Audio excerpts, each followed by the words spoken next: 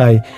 Railway ജോബിനെ കുറിച്ച് ഞാൻ update ചെയ്ത സമയത്ത് എന്നോട് കുറച്ച് പേര് ചോദിച്ചിരുന്നു, ഞങ്ങൾക്കിവിടെ വിസ ഉണ്ട്, പക്ഷേ ലാംഗ്വേജ് വലിയ പിടുത്തല്ല, ലാംഗ്വേജ് കുറച്ച് ടൈറ്റാണ്, അപ്പോൾ അതുകൊണ്ട് ഇൻ്റർവ്യൂ പാസ്സാവാനൊക്കെ. അപ്പോൾ അങ്ങനത്തെ ആൾക്കാർക്ക് പറ്റിയ ജോബ്സ് എന്തെങ്കിലും ടൈപ്പ് റെയിൽവേയിലുണ്ടോ എന്നുള്ളത് ഉണ്ട്. ഷുവറായിട്ടും അതിന് പറ്റിയ ജോബ്സും റെയിൽവേയിലുണ്ട്.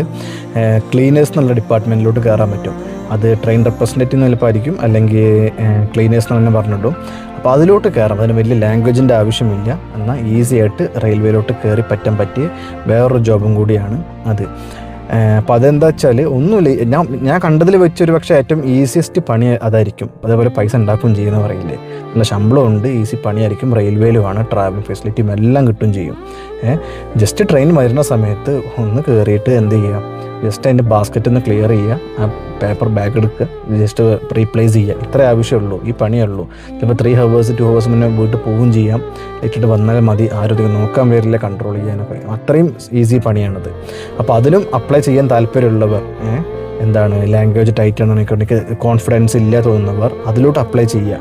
എന്നിട്ട് നിങ്ങളുടെ ബാക്കിയുള്ളവരുടെ ഒപ്പമുള്ള കൊളീഗ്സിനോടൊക്കെ സംസാരിച്ച് നിങ്ങൾക്ക് എന്ത് ചെയ്യാം, ലാംഗ്വേജ് ഇമ്പ്രൂവ് ചെയ്യുക. എന്നിട്ട് പൊസിഷൻ മാറാം.